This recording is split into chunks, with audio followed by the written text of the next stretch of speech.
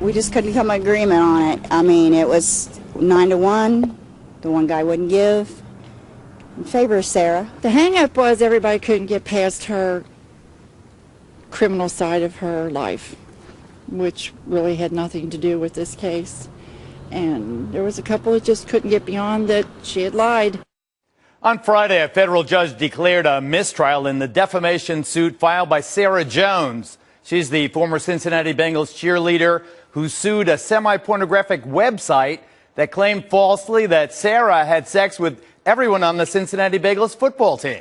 The site also published a false claim that Sarah got a couple of sexually transmitted diseases from her ex-husband, who the post on this pornographic website said slept with at least 50 other women. But while everyone agreed that Sarah Jones was smeared by this website, the Dirty.com website, they could not decide because there was one juror who just couldn't get past the fact that Sarah, who was also a high school teacher at the time, was later busted for having sex with one of her underage students, a 17-year-old kid she is apparently still dating. Before we hear from Sarah live herself, her attorney Eric Dieters joins us. He fought the good fight for Sarah Jones. Eric's with us tonight from Cincinnati. Counselor, I thought you had it won when you reminded the jury that the defamation happened 2 years before she had the affair and got in trouble criminally for having the relationship with the minor, but it didn't work out. Why do you think the jury got snagged, Eric? Well, the bottom line is they had a problem with the malice part of it from the original posting. But the great news is most people thought, based upon what happened with the high school teacher incident, that we had no chance whatsoever. And as that one juror pointed out, the vote was actually 8-2, according to the foreman. But it makes no difference. This is not a loss. As you know, as being a lawyer, Geraldo, a retrial is a retrial, which means we get another shot at it. And based upon the information we got from the foreman and another juror, I'm extremely confident that we're going to win a retrial. But the most important point is the Dirty.com edits. He makes his own comments on it. It's not like Facebook. It's not like Yahoo. This is a guy who dishes dirt. He solicits dirt. And what's worse, he does it local celebrities in your hometown. In other words, they do it like on 50 cities across America. And he's just a scuzzball. And the bottom line is he's hurting right now, and we're going to finish him off at the retrial. Okay, your client, Sarah Jones, joins us right now. We had hoped to have her in the studio, but I'm pleased that, Sarah, you're on the telephone. How disappointed are you, Sarah? You know, it's overwhelming. The entire situation has been overwhelming, but I'm finally seeing a light at the end of the tunnel, and that's really all I can hope for, that this will all be behind me soon. Now, you feel wronged, don't you?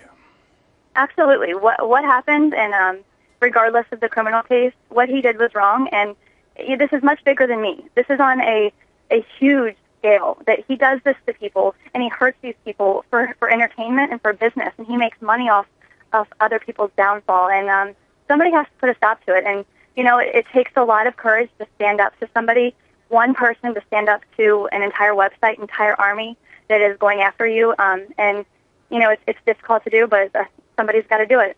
But you know, the two jurors, Eric tells us there were two jurors that just would not rule in your favor. They felt that you could not be slandered because your character was already tarnished, besmirched by the fact that you had this affair with the teenager, your student, and had to plead guilty to a crime as a result of that. Well, what people don't understand is we are suing for a specific amount of time. From events that happened way before February 2011. I was posted on that website October 27, 2009, and just because I messed up 2-3 years down the road doesn't mean that what he did can be excused. And that's kind of what I'm getting at is, granted, yes, I messed up, and I admit that, but my criminal case was over in October. Took a plea deal, I've done my consequences, and this is about what he did. This is not about what I did. Are you still with the young man, and what are you doing now? You can't teach sir, anymore. What are you doing? No, a part of my plea deal was that I would have my teaching certificate revoked, which was devastating, but, you know, we all have consequences for our mistakes, and I am still currently dating the student of mine that, he wasn't my student, it was a longtime family friend, but we are still together, And I'm working for my lawyer and working through criminal defense and hopefully going to law school soon in August. So I'm taking my LSAT in February. Oh, you're being excellent. Eric, why don't you make Sarah Jones your associate? Well, I want to tell you right now, she's got a job waiting for her. It is phenomenal what a great paralegal and secretary she is. She worked on her own case. She's worked on other cases. She's going to be an outstanding lawyer. We're joined also by a woman who just wants to be known by her first name, Heidi. Heidi claims to be the mistress of a Hall of Fame baseball player. Heidi tells us that she was also smeared by the Dirty.com website.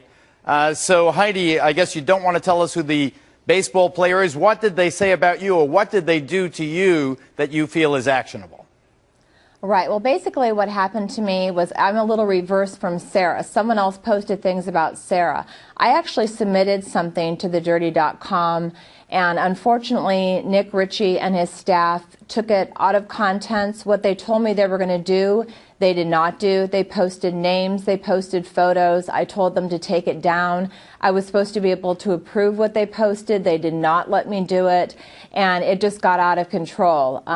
Some of my personal information ended up on there, photos ended up on there, and again, I felt that Nick wanted it for his personal gain, that he wanted to get the traffic on his website, that he wanted his name to get out there, because he told me as soon as he put the post up there, he said every baseball player called me and they all want to be my friend now, so I don't do it to them.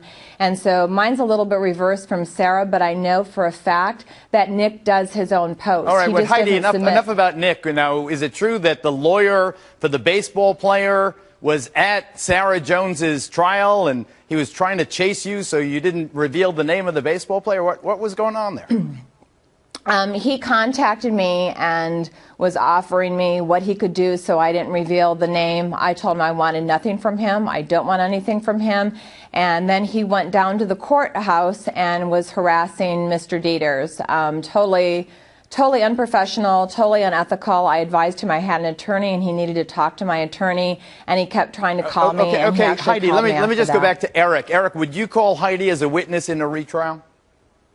Oh, yeah, absolutely. And the problem in this case is Heidi came to us too late to use her. But absolutely, Heidi is going to be a great witness, because what they tried to do with Heidi is extortion. And so we're going to be able to show that Nick Ritchie takes dirt and then he tries to extort money from people that can afford it. Like, if you pay a certain amount of money, we'll take it down. If you don't pay us a certain amount of money, we'll put it up. All right, well, Cincinnati be reeling. You got the Cincinnati Reds, Cincinnati Bagels, all kinds of stuff happening there. Heidi, thank you. Eric, thank you. Sarah, thank you, so Geraldo. best Thank you, of luck Geraldo. to you, Sarah. And Thank you. listen, I want justice to be done. They did defame you for those 2 years when your character was still intact until you screwed up. But I hope you make the best of your life, and I appreciate you coming on the program. Thank you so much. The Dirty